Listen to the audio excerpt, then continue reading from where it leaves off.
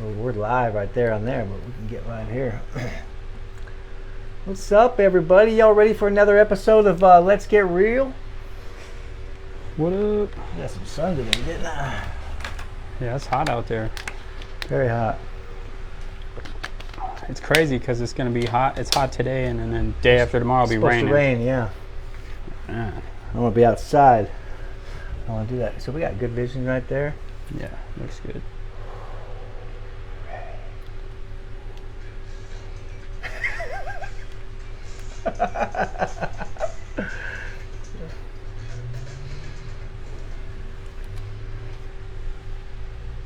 What's up, everybody? This is Let's Get Real, episode 12, and we're here with Brendon Kinzel. I want you to tell us a little bit about yourself and what's going on and what's got you to where you are today. Yeah, so thanks for having me. My name's Brendon Kinzel, and it's been a long road for me. From California, started heavy into substances, methamphetamine specifically, when I was young. I was about 12 years old, and grew up in the 90s. You know what I mean? So I was like fixated on the Hollywood glamorization of substance use, criminality, gangs, and that kind of stuff. And I strive, like I grew up like, oh, I want to be like Scarface. I want to be the next Al Capone, and I wasn't very good at that, you know. So moved to Oregon, running from the law, like a lot of Californians do.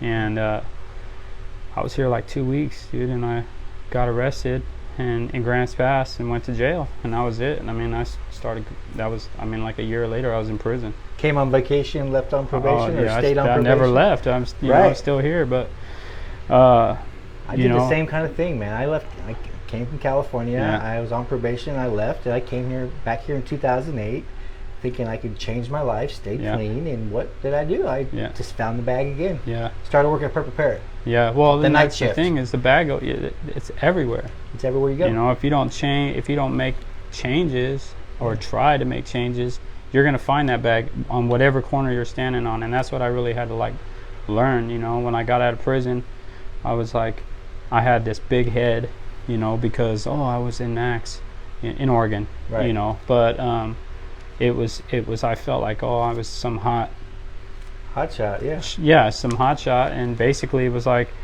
I can get away with all this stuff as long as I don't rob houses anymore, because that's what I went for. And so I went back to selling drugs, and from Grants Pass. My wife's from Grants Pass, and that's where I did all my stuff at. I got in a lot of trouble there. Spent a lot of time in Josephine County, and no matter what my PO would try to do, it put me in treatment, I'd get terminated. You know, I'd get out of jail, and you know, they tell you, go check with your PO, and I'd run. Because you know what I mean. It's like, at the end of the day, if I run, when you catch me, I'm gonna get 30 days. If I go in and I check in with you and you UA me, I'm gonna get 30 days. And so for me, I was like, I'm just gonna run.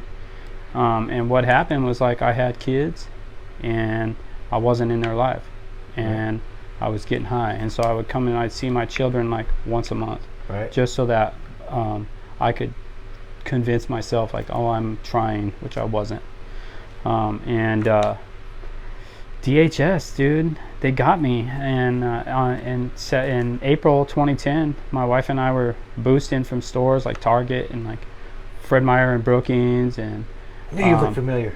Yeah. Well, they finally got me, you know. And what happened was, you know, I had a bunch of drugs in the car. I had warrants, and my daughter was in the car, and they found drugs in the car with her. And child abandonment. Yeah, I went to jail, and child welfare came, and they removed my daughter from my wife before we were married. At this time, I had 2 children. Today, I have 5. That was big, big too. I watch them grow. It's nice. Yeah, I got a sophomore now, a freshman, a 6th grader, a 5th grader, and a 2nd grader. It's crazy, you know. So was getting caught up by DHS and going to jail for that first time, was that like, did you stay clean after that? Or No. I mean, I told myself, I tried to convince myself, like, if it ever came to where I had to make a choice between the drugs and my kids. Like, I'm going to choose my children because I grew up without my dad. I didn't want my kids to grow up like that. It's easier to say that than it is to do it, though. You know what I mean? And like something that I've always tried to live by. It's like my motto is don't talk about it, be about it, right? Yeah. I could talk about it, but I wasn't about it. So no, I did not stay clean. I signed into community family court, which is like a family drug court that they had in Medford. At the time, I went to crisis housing. I went to day treatment. I went to the DADS program. I ended up getting loaded in the DADS program. I remember I was there. Yeah, yeah. I went to jail. I was actually, the last time I went to jail was September 20th. I remember you washing the dishes in there. Oh, yeah. Licking my eyebrows, dude. Licking your eyebrows. Yeah. You were just swaying. I was like... That was... Everybody could spot me. Clean here. Yeah. That was one thing about me. Like, I look at a bag and I would lose 40 pounds. Yeah. People could spot me from a mile away because I was doing this... I had this walk where I'd do the scoop, you know what I mean? And I would pinch my arm like that. And I had to have a panoramic view like this. And you're a skinny guy normally, but I mean, back then I remember you were small and you still wore the baggy clothes. Oh yeah, 5X. I was all into that Hyphy Mac Dre stuff back then. Yeah, I was a kid, dude, and I didn't have any like serious direction, you know. And the cool thing, like, I had this amazing counselor in the DADS program named Jason Howard. I love him. Yeah. And man, this guy helped me so much, you know. And the first thing that he said was, we're going to do a criminality packet. And I remember throwing a big old fit, like, I don't want to do it, you know, because I didn't want to have to look at like the full measure of what my crimes had done and what my actions had on other people, you know. And but at the end of the, dude, I remember that too. I hit the packet too, crying, like, and if you didn't show emotion, he would make you go back and do it again, you know. And so for me, sounds like Carol Wilcox doing DAP, you know. That's another one. Carol Wilcox saved my life, like, honestly. Exactly. Yeah. She saved my relationship. You know, I was in DAP, and I was emotionally and verbally and psychologically abusive and financially abusive, and I cheated on my wife all the time, and I would you know, joke about it and laugh about it and think that I was fooling her, and all I was doing was hurting her, and I was hurting my kids. Yeah, and it's crazy when they make you open up the way in DAP. They make you open up and they say, I was this type of abusive, and I'm like, I didn't know there was that many types of abuse. Right. And if I didn't say it the right way, like, and actually have some kind of like feeling behind it, she just like say it again. Yeah. Or come back next week. You weren't allowed to blame the other person. You couldn't be like, I was this way because she was this way, like that. And that for me is really what I loved about DAP. And in the beginning, I hated being there. Yeah. Because I was like, I don't do that. I remember thinking, like, I don't beat my old lady. Today, I don't even say that. I don't say old lady. Like, that's that. I don't, because of Carol, you know. My wife's name is Ashley. She's my best friend, mother of my children. And we've been through it. We've been together 17 years, you know. Been married for 8. And she's my rock, dude. Did you guys come from California together? No, so she's from Lancaster, okay. And I'm from San Bernardino, and she moved here when she was 11, and I came here when I was 18. You guys met here in good old Oregon. I met her 12 days after I got out of prison. There you go. My dad checked her ID at the door, make sure she was 18. But you guys are doing good things. I mean, I see you guys are you guys are being parents. You guys are doing what you got to do. Yeah. Your life's going upwards, maybe a spiral, but it's going up. It's awesome. Yeah. You're growing from your mistakes, like a lot of us are. And there's a lot of people that we used to hang out with or whatever. Right. That's what it still can't get it right. They still can't figure it out. Yeah. And it's I mean it's difficult for me to see, you know, because I was that stubborn kid that thought, you know, I'm going to jump through DHS's hoops, or I'm going to do this, whatever I got to do to get them out of my life. I'm going to go right back to selling dope, you know. And I remember when I graduated family court, I spent 27 months in family court. I went to jail lots of times. I fought with them over everything. And I managed to scrape up a year clean, and they graduated me.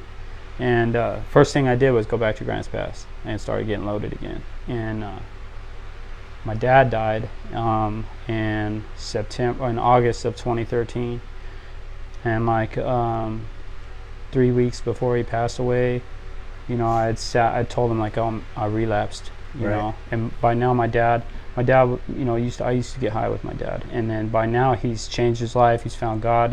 he's got a job. He's working at A&M Transport in Glendale, and he's driving truck, and he's taking care of my younger brother and his wife, my stepmom, and he's doing really good. And when I told him that I relapsed, like, he looked me in my face and said that I let him down. Oh, wow. And then that was the last time I saw him face to face. So the last thing he said to me, and he was like, all I want before I die is to my boys, my brother DJ and I, to be clean and sober and raising our kids, and my dad had Hodgkin's lymphoma when he was younger. He went through chemo and radiation in the 90s, and he was convinced that 50 was his number, and the doctors had told him, like, Daryl, we think that we can get your heart to 50 years old. He had 4 strokes when he was 40. He made it to 50. He passed away of a heart attack. And instead of thinking of like what his last words were to me, I ran to the bag. Right. Because that was what I knew how to do. I didn't want to feel those emotions, so I ran to the bag. Yeah. And, I can relate to that. My dad died at 45, congestive heart failure. Yeah. Last time I saw him, I was going back to the military after running away from it.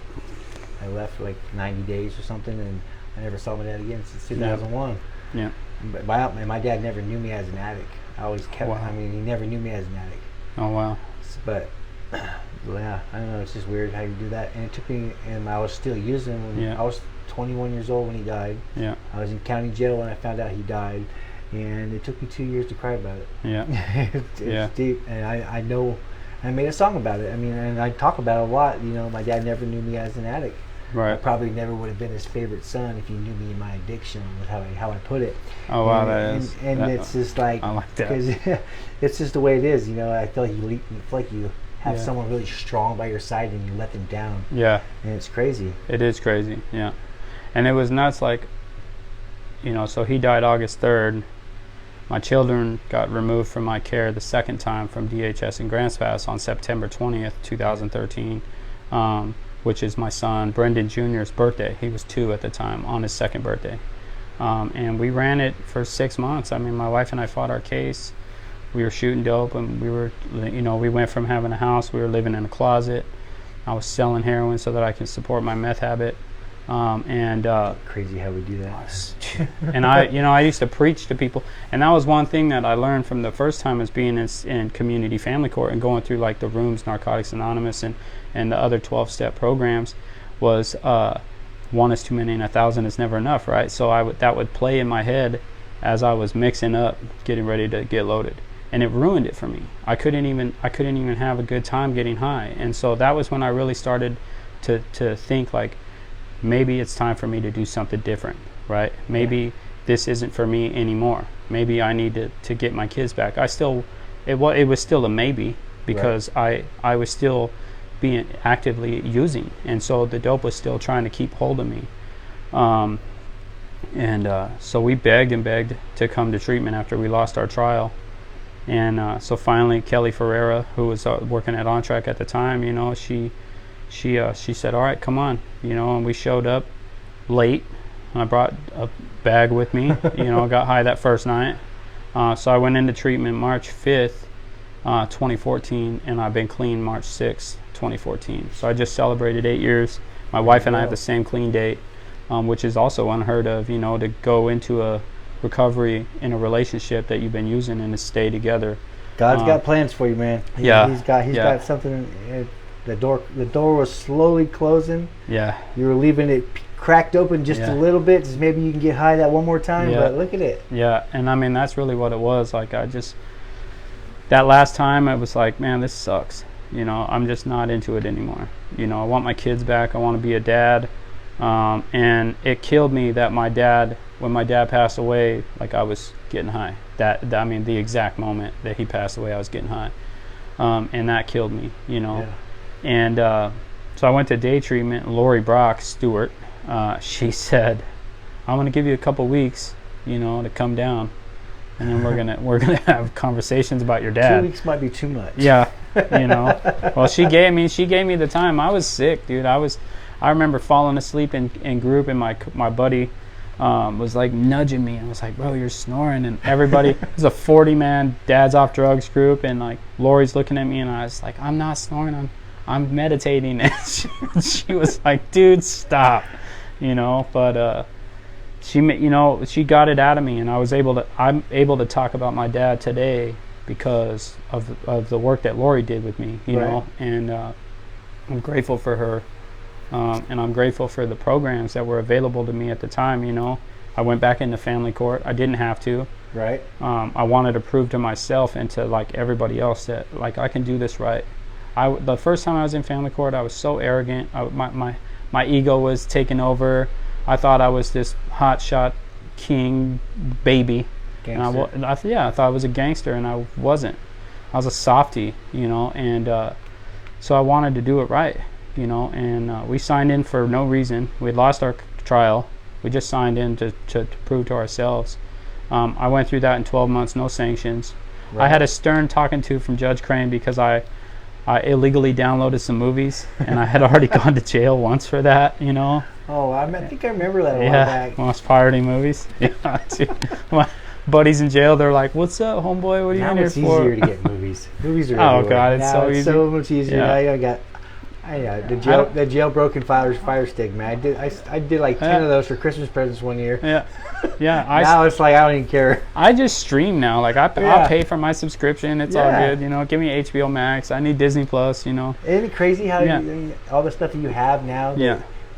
It's like work hard and earn it. Work hard, earn it, but you get it because you kind of just knew you were done. It's like when I got clean, I was just like, I just don't want to do this anymore. Yeah. I got out of jail. I had 8 months clean. Yeah. And I got out of jail and I walked to the dance program over on Frankett.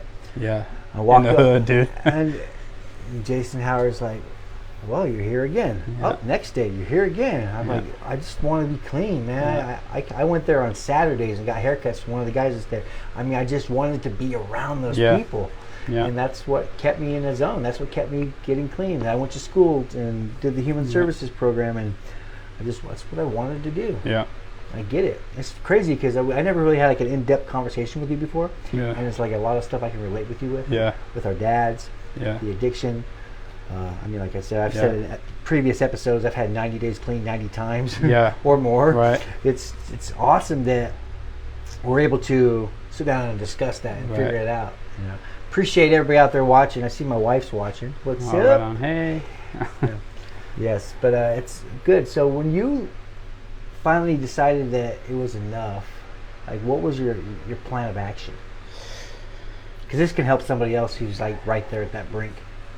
For me was I needed to slow down.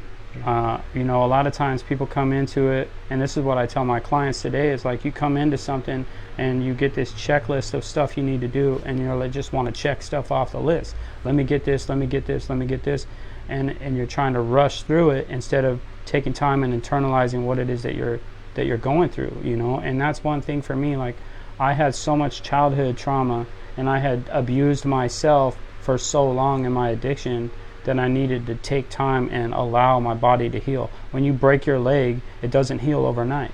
Right. And my soul was broken. You know what I mean? My consciousness was broken.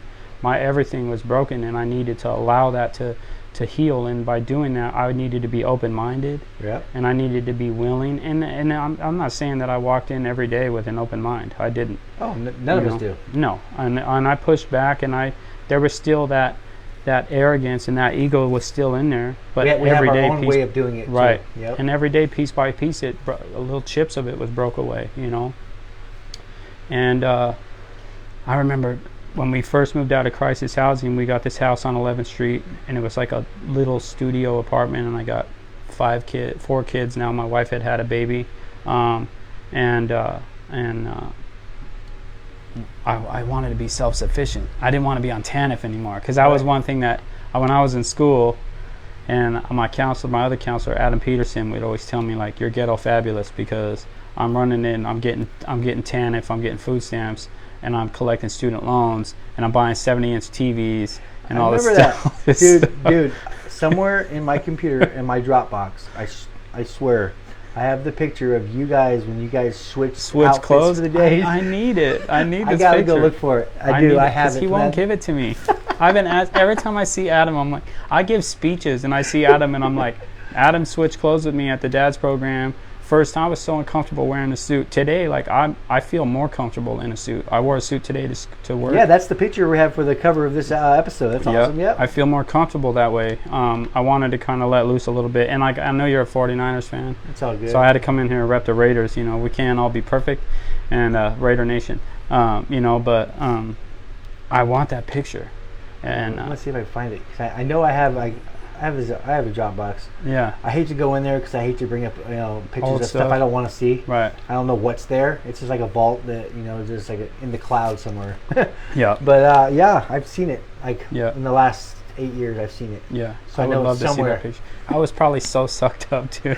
You had the shirt and tie on. He was wearing your clothes. Yeah. It was Van it was Davis good. shorts. Yeah. He came walking in the group all sagging his pants with the hat. Oh, I'm a Kinzel, yo.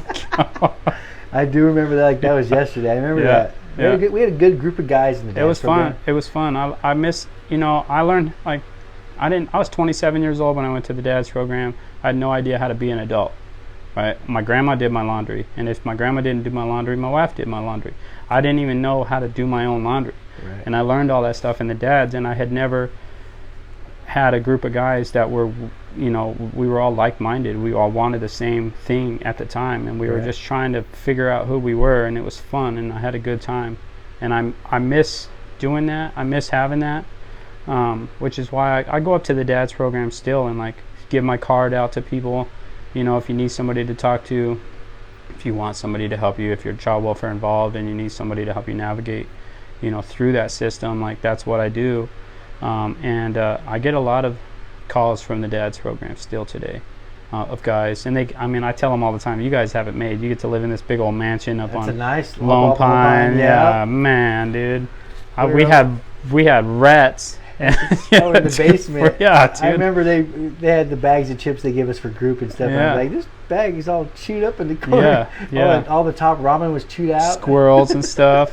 Yeah. It is. That was the old school. That was the way the life was back in the day. Yeah. But we were there for a reason. We were put there for a reason. It molded us. It molded everybody in a different way. And sad to say, a lot of those people aren't with us anymore. Yeah.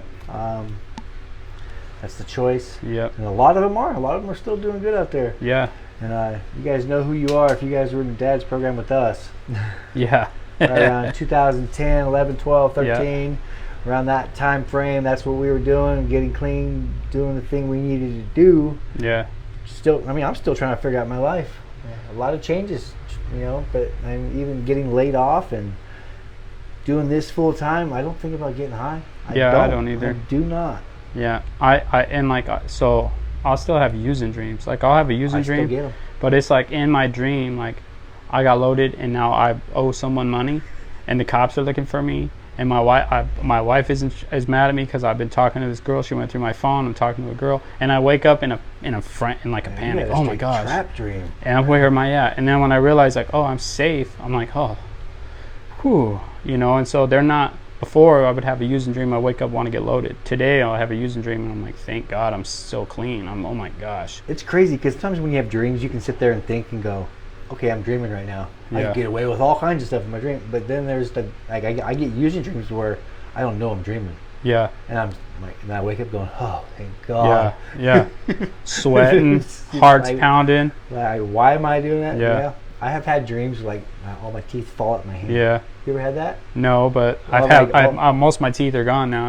I have some partials, but yeah. I've had them fall out. Too.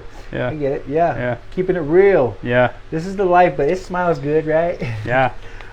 These are all my real appreciate ones. y'all tuning in. Whoever's watching, I know my wife's still watching. Yeah. Appreciate you guys tuning in with us at Let's Get Real. Talking with Brendon Kinzel. Brenzel. Brenzel, that's a new nickname for you. Talking with Brendon Kinzel here.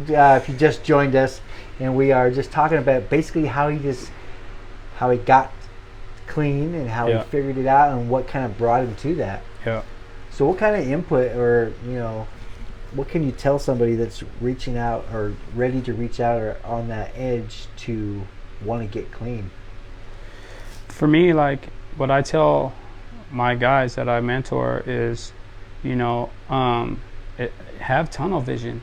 You know what I mean? When you look through binoculars, You only see like what you're looking at. Right. This stuff on the side is what's going to take you out. You know, obviously you need to, you know, work a program. You need to have a strong support network and that kind of stuff. But you need to not allow this stuff here that you're powerless over, that you can't control, to have that control and to dictate how you live. And so for me, that's what I would do. I would just stay focused. I was focused. I was driven. And it's not easy, you know, but and don't beat yourself up. Like at the end of the day, you know, I relapsed a lot of times, and I had some pretty good people in my corner to tell me, you know, it's okay, it's all right, pick yourself back up and come back. And having that made me feel like, okay, I can do it when I have people that are there behind me, you know. And I get the support that I need and the encouragement from my family and my friends. And my job helps me keep me connected. You know, I work with child welfare, not as a DHS worker, but as a mentor. And I get to help. You got a cool looking badge though, don't you? I have, it's kind of cool. So I have it says Family Nurturing Center on it, and it's like this picture of me, and I'm like intimately having a conversation with this tree. And so I think I may have seen that one. It's pretty funny. I saw you having an intimate conversation with a guy at a wedding. I was going through your photos trying to find a good one, but with my guests and stuff and people I know, I want to, you know, you give me the photo that you like. Yeah. So that's Wade. Wade is my coworker, and I've known him for 15 years, one of my really close friends, and I was fortunate enough to be invited to be part of his wedding, and I was really honored for that, you know. And he works with me too at the Family Nurturing Center. The wonderful things that we can be a part of. Yeah. When you just quit using drugs, change your life's direction. Because I mean, I think when you were in the dad's program, you were doing the diesel mechanic. I was doing diesel mechanic. Yeah. Out at the Dom. Yeah. I was in school for the wrong reasons, you know. Family court told me I couldn't buy a 73-inch TV because I was on TANF. And so I was like, okay, well, instead of getting a job, you know, I'm going to just go to school and get student loans, and then they can't tell me what I was going to do with my money. And that's that criminal thinking, you know. And I was right. I mean, it's correct that I was correct in that. They couldn't tell me, but I was wrong in the way that I went about it. And, you know, what happened was I ended up dropping out of school, and then my loans went into default, and then I got loaded, and then I dug myself into a hole. And then when it came time I wanted to go back to school, I had to go through this whole process with the government and pay on my loans every month for 9 months to get them out of default. Did you get a discount on that? Because I can relate with that. They gave me they told me I can pay a minimum of $5 a month, and I said, well, can I give you the $45 for the 5 times 9 is 40? Can I just give you the $45 now and we call it good? And they were like, no, you need to consistently pay us every month, and if you miss a month, you're burnt. And so I'm not good at that, or I wasn't at the time, but I did it. Yeah. You know, and I mean, I got went the back $5 to school. a month one too. I'm like, okay, let's do it. You know, and I'm glad I did. I went back to school. I got my bachelor's degree. I just graduated in March from University of Phoenix. You know, and it was. You actually flew down there and walked. That was awesome. Drove. I drove with 5 kids, a dog, and a hamster. All the way from Medford, Oregon to Phoenix. But worth every penny. Oh, yeah. Every penny, man. You got to do it. You worked your butt off for that. It was awesome. Yeah, I got to walk. And I dropped out of high school, so that was my first time ever walking you know. And that was an overwhelmingly emotional experience. You know, my granddad was there. He's 96 years old. He's a Battle of the Bulge World War II veteran. And I'm his firstborn grandson. And so for him, it meant a lot to me to be there. Because that man he was the most consistent father figure I had in my life as a child. Your dad's dad? No, that's my mom's dad. You know, and he's still there today. I just went to Las Vegas for the NFL draft, and he was being honored as a World War II veteran in Washington D.C. So I got to go to the airport and, you know, with the color guard and all these people, all these veterans, and show love to these guys coming home. So cool. And I was crying. Wow. It was hard. Oh my God. It was, my buddy Wade and my cousin were there, and they were watching me. I'm just bawling, you know, but That man means a lot to me, you know. And so Awesome. it was cool to have him at my graduation. My whole family was there, you know. Yeah, well, know your dad's smiling at you, man. Yeah, You I know believe that too. You gotta you believe know. it. I do. I believe that, and I see him in my kids all the time. My Yeah. dad was a character, Yeah. you know, and I like to think I get his sense of humor. Yeah. I'm a goofball, and my wife tells me all the time, you know, you act like your dad. And now that I'm 38 years old, so I finally started putting weight on, so I gained 65 pounds since COVID started. You know, my wife's like, you kind of look like your dad now too. With the, you know, I'm like, thanks, you know, but the weight comes. Yeah, I know. yeah, it definitely does. And 243 pounds. yeah, Oh, man. 206. But I was 6 years clean, I just 150 clocked in at pounds. 42. Yeah. So I'll be 39 in November, so I'm right behind you. You know. See there, you guys. Everybody out there listening, there is no time frame of getting clean, Right. sober, figuring out your life. There's no right way. Oh, I guess there's a right way to do it, but there's many different pathways to recovery, any which way you want to take it. But a good support system is going to help you get through the Right. most toughest of Absolutely. times. They're going to get you through what you need. Somebody by your side to talk to you, tell you when you're being dumb. I got her at home. She tells me all the time, reminds me, Yeah, me tells me too. when I'm right, wrong, and all that kind of stuff. You know, but she loves me, and Yeah. everybody else that I have in my support system, they support everything I'm doing. Yeah. You know, none of this would be possible or brought to this moment without a support system.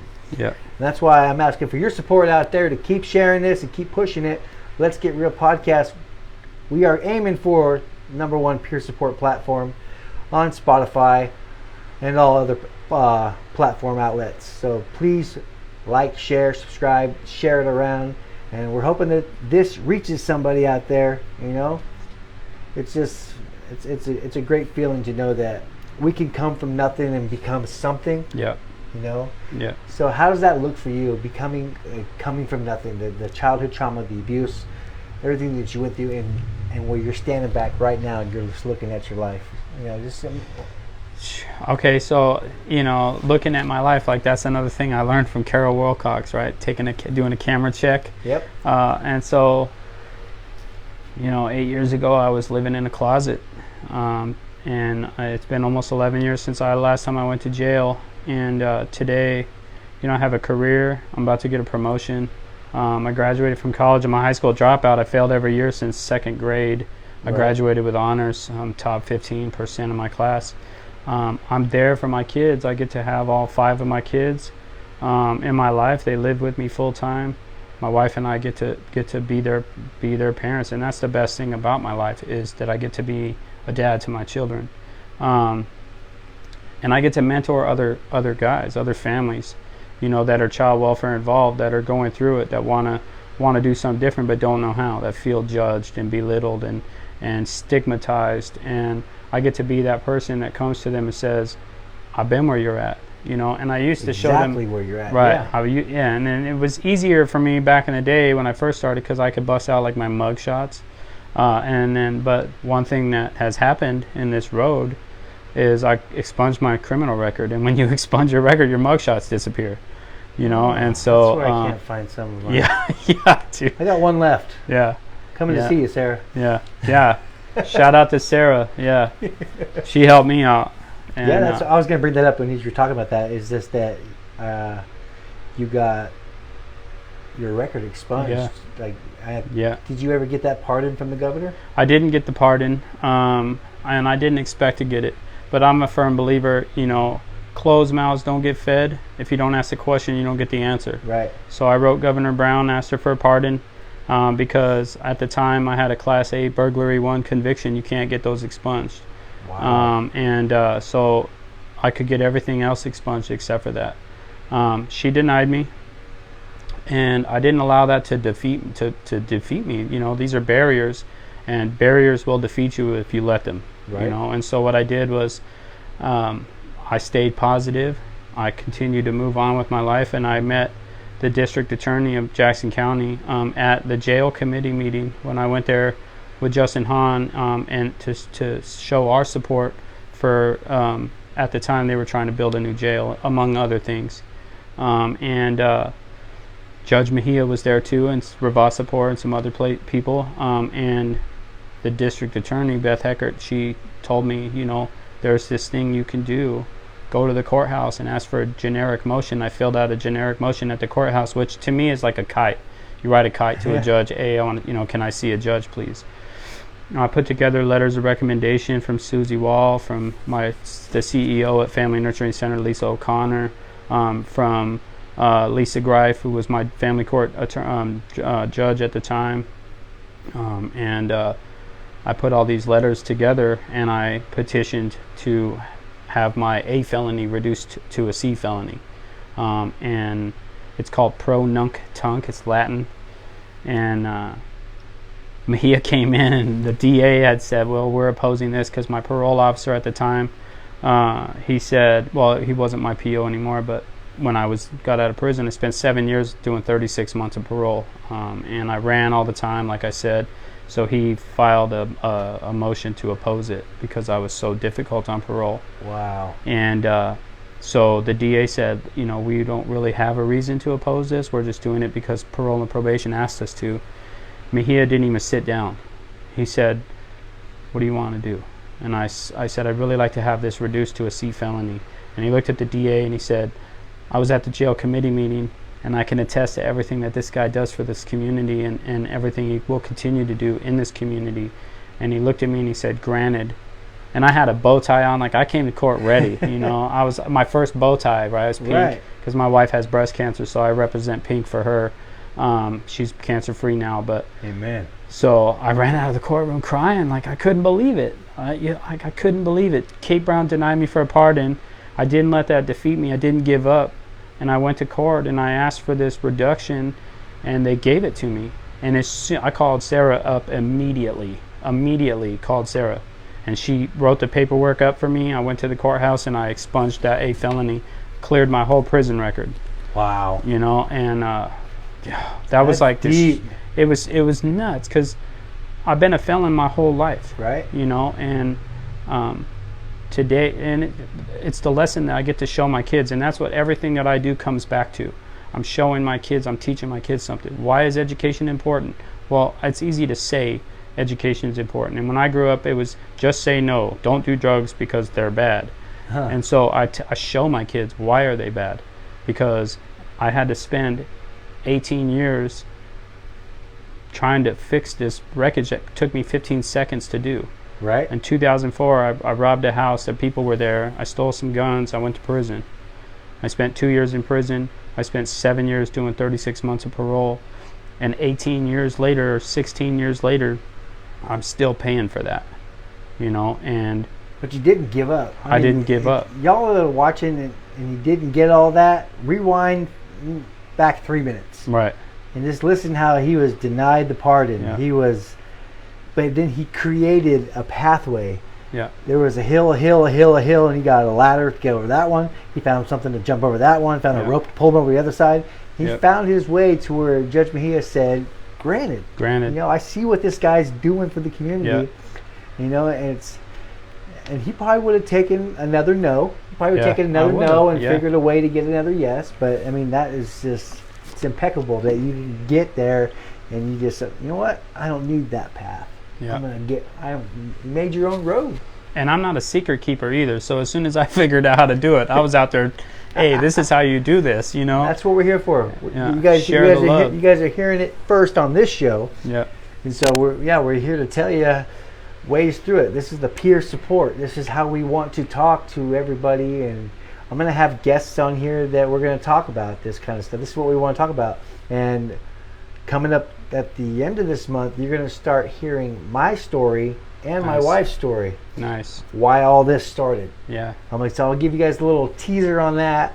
We're going to slow down with the guests for about a month, and you guys are going to start hearing our story. Right on. Giving our testimonies and stuff like that. It's awesome. Cool. And how this road kind of paved to where we are. Yeah. How I became a Niner fan and all that. Accident. I don't know. Yeah. I do have a shirt where I'm wearing a Raider shirt. Yeah. I was 6 years old. I don't know who put it on me. Yeah. I don't have any pictures in Niner gear. But The Raiders obviously are AFC. You know, I'm from Cali. Before the Rams moved back to LA, so it was I got to have an NFC team. So it was always the Niners because I'm from Southern California, so we didn't have a team. I'm not going to root for the Chargers. I can't do that. And so it was the Raiders and the Niners. And but it was always the Raiders, you know. And but now that the Rams are in LA, I'm like, yeah, go Rams. If it's not the Raiders, it's the Rams. See, it's a good outlet though because football, I get intense. I get Me too. The Niners lose, I have a bad day. Me too. I have a bad attitude. I mean, then I'm like, why am I so irritated? Yeah. Nothing I can even control. Yeah. But but when you watch someone else's team lose or your team wins, you go like, yeah, I'm cool. Yeah. I'm gonna go get the new Niner hat or whatever team you root for. It's just, I don't know. Football is a great outlet. Yeah. It keeps me focused. I kind of shut down for a little bit a while back, but I got back into it. Yeah. I enjoy it. I mean, me too. I follow it. I can't control any of it. Yeah. The politics, I don't worry about the politics in it, but me neither. I just like the competition of it. Yeah. I was a soccer coach for my kids for junior combat soccer on my kids' team, and nice. I guess when you're coaching, there's like a line that I didn't see it. It wasn't there. They said there was. That's the imaginary line. You can't run with your team. Oh wow. Okay. But in football, you can. Right. And so I'm running up and down the sidelines, rooting these kids on. These younger kids, 8 years old, and they're like, "You gotta stay on your side." I'm just so into the competition of it. Yeah. They're like, "You gotta stay on your own side." Yeah. We love your enthusiasm, but you gotta stay on your own side. You gotta stay there. Yeah. Yeah. Football's always been a thing for me, and like even I used to say, I'll relapse if the Raiders would lose, right? And they've been having a losing season for 20 years, and so, and long story short, I relapsed a lot, and I found another reason to stay clean, and that's myself. I stay clean for myself, but I definitely love football. I love the competition, and really now it's like, you know what I like more than football? Golf. Yes. Oh, I love playing golf. I'm not good at it, but I love playing golf, and I love watching like these hard hitters like Bryson DeChambeau, and these guys just cream these balls, and it's 400 yards. I'm like, Happy Gilmore, that's what's up, Yeah. But I mean, if I would have never found this new life, I would have never found golf. And self-care is a huge piece of my recovery. I don't attend a lot of meetings because I don't. There's many pathways to and you got your own pathway, and you created, like we already heard that you create your own way if someone else tells you no. Yeah. And that's the thing for me is I need to take care of myself. I never did self-care. I abused myself. Yeah. And I respect everybody's journey into recovery, and I applaud that, because it's a tough one. Getting out of that is really, really difficult. And there's a lot of like cliche little quotes that people say, but for me I had the one that worked the most for me was only thing you have to change is everything, right? Everything had to change. Or if nothing changes, nothing changes. Yeah. And the other one is like change happens when the pain of staying the same becomes greater than the pain of change. Ooh, tongue twister. That one, man, dude, that one I remember sitting there thinking like, it's so hard for me to live in this life. I'm running from the cops. I'm stressed out. I gotta steal from this dude so that I can pay this dude off because I didn't have a job. So I'm trying to be a drug dealer. I didn't have a job, so I gotta work off of fronts. So I'm fronting off this dude because I owe this dude money, and then I'm fronting off this dude so I can pay back this dude. Peter to pay Paul. Yeah, and it was like so stressful. And then on top of that, I'm addicted to the drug I'm selling. Right. So it's hard to live in that life, And my mom used to tell me all the time, every time you relapse, you're taking the easy way out. I'm like, I feel like today, the life I get to have today is taking the easy way out. I feel that in my core. It's easy for me to wake up every day and go to work and be grateful and have a positive outlook than it is for me to go back to that what I was doing 8 years ago. Exactly. But I'm not the same guy anymore. I've evolved out of that. I'm not saying that I could go pick it back up and that I wouldn't still be that dude. Yeah. I have to remain aware of that, and not have this attitude of I got it, because I don't got it. I need to remember that, but I also know that it's hard for me to live in that life. It's hard. And shout out to all the treatment providers out there that ruined it for me, because it's not even fun. It wasn't fun for me anymore, but I definitely I loved it. I love that I get to have this life. I'm glad it's not fun anymore. Oh man, me too. I love waking up and just not. I mean, I have the ESP. I can still sense the police when they're around. My wife mentioned the cops are behind us again, or whatever. I'm like, do you get stressed out? No, not anymore. I dare him. I dare you to pull me over. I got insurance. Police have a fit when your paper's legit. Yeah, Ice Cube on that one. But yeah, it's that feeling, man. I drive everywhere. I'm live. Yeah. That's one thing I never lost in my addiction. I never lost my license. I was the guy that. I was the getaway driver. I did this. I did that. I mean, I kept my license, but now it's a whole different feeling that when I have my license, I'm gonna leave here. I'm gonna drive here. I'm gonna go home. I'm not. If the cops pull me over, then cool. We're gonna talk. Yep. Maybe I'll walk up to cops now and say, check it out. And I did this the other day at my kid's school over at Jewett. I said, for my YouTube channel, what I need is you to slam me on your hood as hard as you can. Right. He goes, I can do that. Yeah. Oh, they love it. That's my favorite part of the job, right there. And that's what I'm gonna do. And one day I'll have a video where I do stuff like that, where I want to interact with them. I want to be friends with them, because I used to hate them. I used to hate cops. There are some bad apples out there, but then I do back the police. I don't say that openly on this platform. Back the police. Absolutely. Back our veterans and all that kind of stuff. And I'm gonna put that out there, but the police are good people to keep around. Yeah. They're only not good when you're doing bad. Yeah. It was always, for me, like it was no hard feelings. Yeah. It's cat and mouse, dude. My job's to not get caught. Your job's to catch me. And when I was at Target, when they caught me at Target, it was this officer, RJ, right? He does the bentos, little chicken and rice, right over there by the office. And I remember he gave me this talk on the way to the jail. And he was like, man, you can do something different. Like, your life doesn't have to be like this. And, I've had other officers give me kind of the same spiel, but for some reason, RJ talking to me that night had a huge impact on me. And when I see him today, I always tell him, like, thank you, for doing that, because it didn't happen overnight. Right? Recovery doesn't happen overnight. It's a process. Just like you don't become addicted in one day. You know what I mean? True story. It's a process. And so that was the beginning of my process. And it was a long road. I started trying to get clean in 2010. It's 2022. I got 8 years. So, it's been a long road for me. There's that life part too. There's getting clean, and then there's getting your life restructured. You're still figuring out what you want to do. Yeah. And it's crazy how I've mentioned before, we get wiser as we get older. Yeah. Why do we start realizing it once it's almost all over? I know. And then you got other people that are like, I told you. Thanks. Yeah.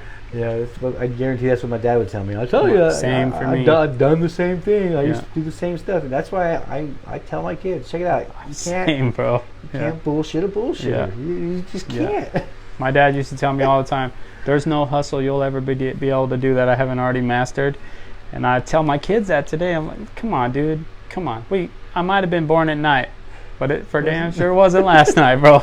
You need to step your game up. Yeah, my 11-year-old, he knows everything. Yeah, mine too. My 15-year-old knows everything. My 7-year-old knows everything, I'm 40. I know everything. I'm still learning, but we're training the kids. We have a 3-year-old at home, and he's just we're training him. We're trying to do it right with this one. Yeah. We kind of messed up with the other ones. Yeah. But they're still kind of in a way of focus. I mean, we have the 11-year-old at home, and then we have the 3-year-old. So we're trying to make them as straight as we can. We're bending that wire as straight as we can get it back to. And with us is with God, all things are going to be possible. God's going to keep us strong. We're going to keep doing what we got to do. We're going to do our own thing. We're going to take care of us. Absolutely. And do what we got to do. Yeah. It just keeps us strong. Yeah, that's my mom was. So there's still work for me to do, right? And Always. so I struggle with the spirituality piece. And I was telling my mom the other day, you know, this master cylinder went out and on for my brakes on my van. And I got 5 kids, so I drive a minivan today. And I used to have a sick Dodge Magnum, and I sold that on Christmas because I need a minivan. And that's like a cut in half minivan. Yeah. But it doesn't have the system, and it's not lowered, and it doesn't have 20s, and the Hope dealer sticker. The Hope dealer sticker, yeah, swag sober. And so I take it to the shop, and they're like $1,500, you know. And I'm a single person income. You know, my wife's been cancer, doing her chemotherapy and that kind of stuff, and then so when she beat cancer, you know, she said, "Oh, well, I'm not ready to go back to work yet," and I said, "Okay, I got you." And so I don't have $1,500 laying around. And so I was driving. Cash I got that Dogecoin. Right. Yeah, I already did that. Hey, I cashed in the Dogecoin. Didn't realize you had to pay capital gains. I ended up owing the IRS a bunch of money. Oh my dude. You know, but I'm driving home from the dealership where I took my car, and I got an F-150, and 1990 gets 4 miles to the gallon. It's legit. Mobs. Yeah, and I'm telling myself out loud, like, it's gonna be okay. You know, just be positive. It's going to be okay. Don't panic. And then this promotion came through, you know, and I'm moving up. I'm getting a raise. I'm moving up in my field, and so then it was, I called my mom, obviously, to tell my mom. My mom is besides my wife. I talk to my mom every single day. She lives in Vegas, and my mom. First thing my mom said was, I just love God so much. He's working in your life. Look at how God is working in your life. And you know, look, guys, everybody, right, look. Yeah, and there's evidence it's a struggle for me, but I can't deny it. You know, for me to be where I was 8 years ago, and to be where I'm at today, and to get the opportunity to do this work that I get to do, and to be a dad, and to go to school and graduate. And then now I'm going to graduate school to get a master's degree, and to have that ability, and I have a house. I achieved everything on my 5-year plan that we created. SMART goals. We had a 5-year plan. I achieved everything, and I'm still here, and I'm still alive, and I'm still married to my best friend, and we're still clean, and I get to raise my kids. So while I do struggle still with the higher power piece, I can't deny that there's something looking out for me, right, that there's something working in my life, and I'm grateful for that. I'm grateful because I feel like there was something with me through my addiction too. There was a lot of times I should be dead. Yeah. There was some things I got myself into with some people, and I should not have made it out of that. And somehow, miraculously, God says, "For I know the plans I have for you, Yeah. and I will prosper you. I will make the plans happen for you." Yeah. And whatever you guys believe, whatever your Yeah. higher power, mine's God, mine's Jesus. That's just the way it is. But there's so many things in life that unfold in ways I don't understand. Yeah. Like, I don't know. Yeah. Same. We did a vendor event today. Yeah. They gave us 3/4 of the money back because they were happy that we're there. And I was like, kind of like, why am I paying $100 for it? I'm a business. Why am I paying you? Why am I paying you? And then I didn't say nothing. I just what I thought. Yeah. They gave us 3/4 of the money back. Yeah. I was like, well, there we go. Yeah. And it's just things like that. My unemployment came through. Yeah. First it was a certain amount, and then there was another amount. I'm like, okay, I'll take it.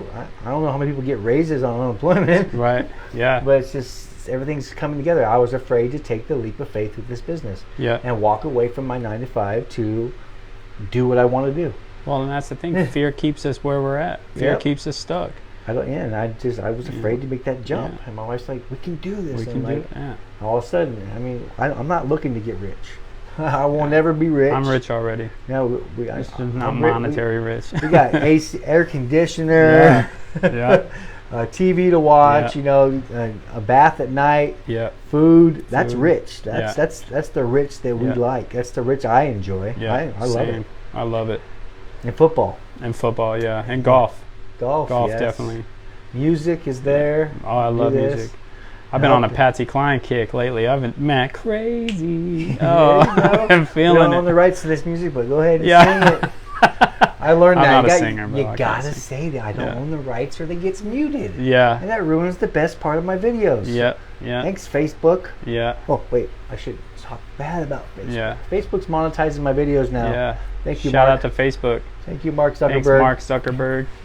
Yeah. He's in control of this. So, yes, these videos do make money for me in some way. I didn't plan it, but it just happened last week. So we appreciate your views, your likes, shares, and whatever you can do. These videos do make me about 85 cents a video. Hey, that's what's up, though. I don't know exactly what it is, but it's cool. I'm being monetized for Facebook. Good. Instagram, I think it's connected. Blue check mark, yeah. I've applied twice and been denied twice. Yeah. Don't give up. Oh, yeah, don't give up. Make my own road. Yeah. I don't know. Social media is a whole new way of life for a lot of people. It's a way for me to reach all 528 of you. 528 followers. Is that how many people are on there? Oh, okay.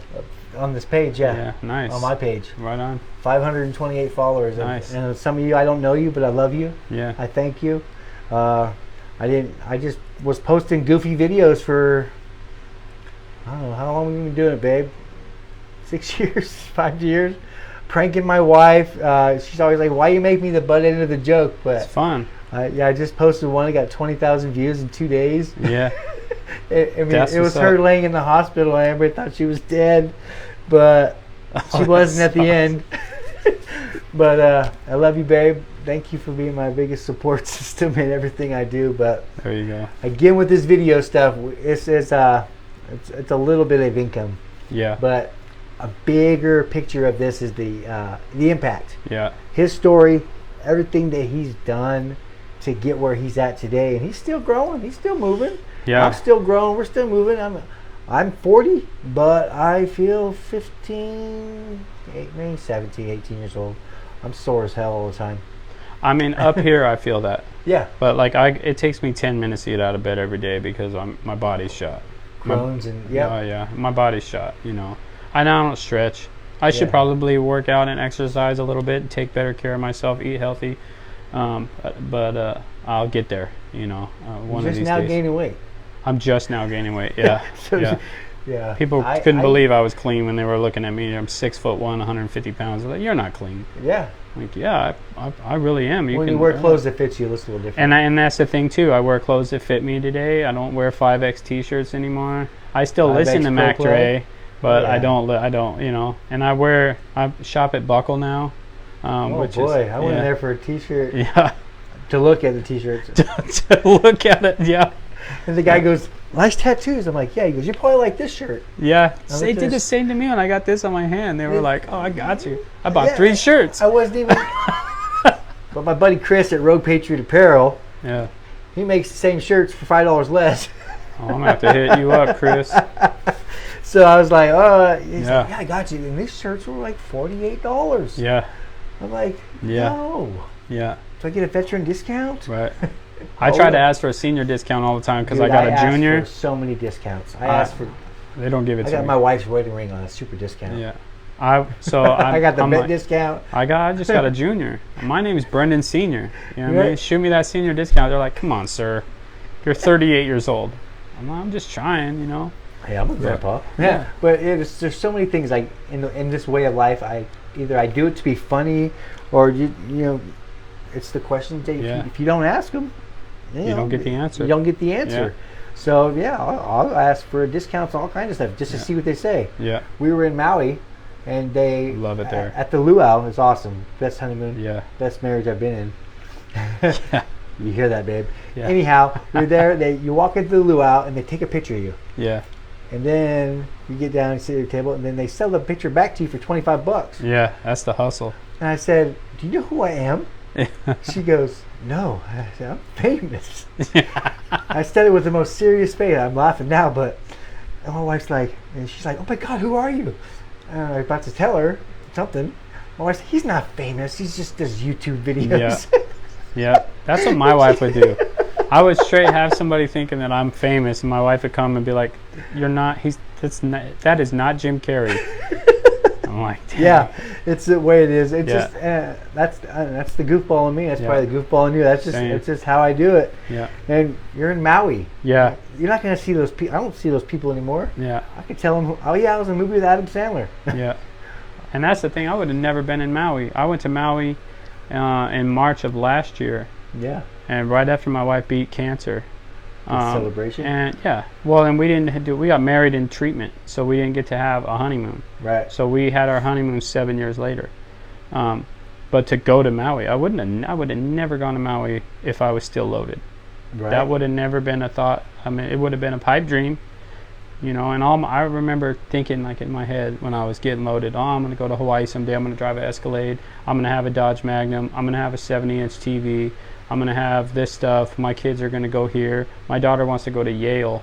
I'm like, join the military first. Yeah. You know, get that military, because I can't pay for you to go to Yale, but she wants to go there and she's working really hard. But if I was still getting loaded, I would never be in that position where I get to have a conversation with my daughter about going to Yale. Exactly. They would have been adopted out. They would have been. I would have, you know. It's and the so, serious choices that you made that Yeah. you're able to like make those stern decisions with your Yeah. kid. Yeah. You know, we're not saying no, you can't go. Yeah. There's going to be some work involved. Yeah. You know. And most definitely, it's. Yeah. Ooh, I love it. I'm ready to go back to Maui. Honestly, We are too, aren't we, babe? Yeah, Yep, we are. Let's go.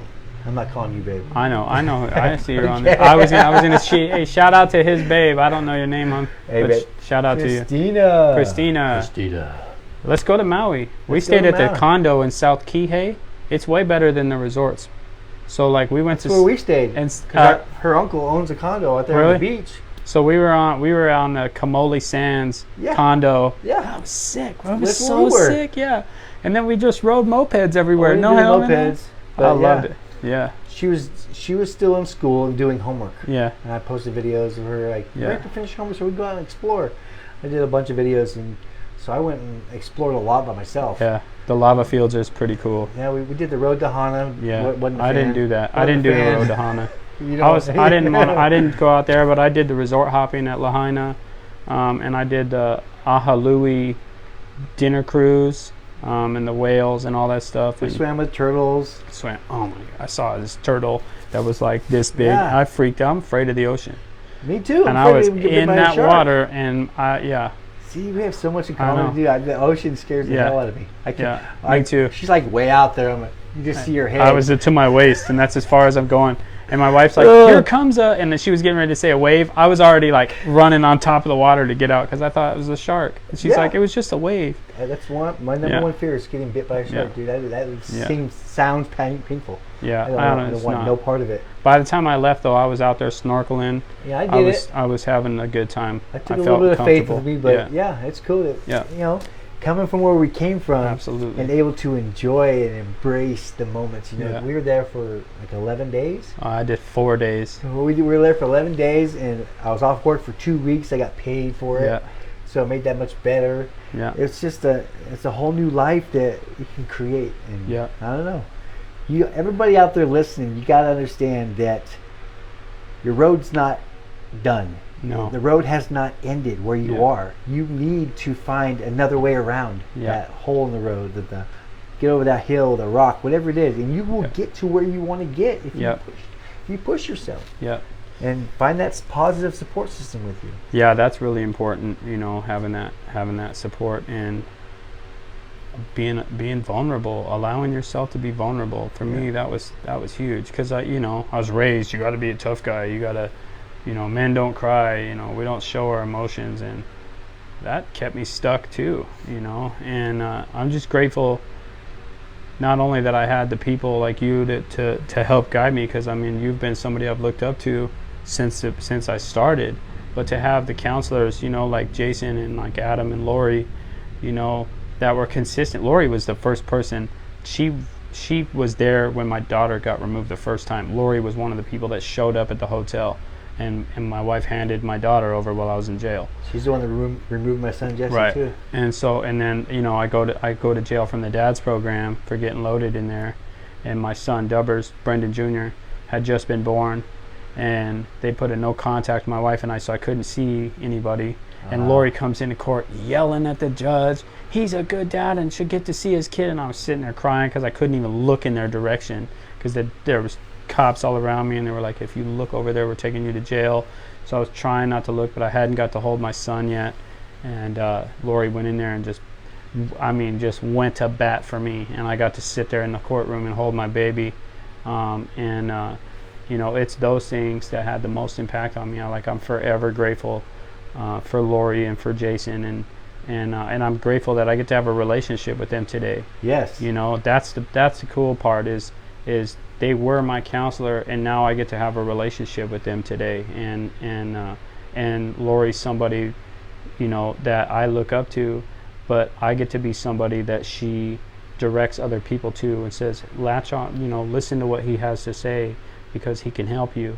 And that's a really good feeling too, yes. And shout out to Lori. Lori Bob. Yeah. Yeah. Stewart. Yeah. Yeah, she was there for us too. I mean, I didn't like her at first, but none of us like any caseworker or counselor telling us, hey, you got to put the pipe down, needle down, you can't shoot up in your neck no more. Yeah. All that kind of stuff. Yeah. We don't like being told no. Yeah. We can't do something. Yeah. And that's one of the things that kind of made me want to get high a lot back in the day is you told me I can't, so I'm gonna. Yeah. Same. But then when you're off paper and you can do what you want to do, it's like, this ain't no fun no more. Yeah. Nobody's following me. Nobody's chasing me.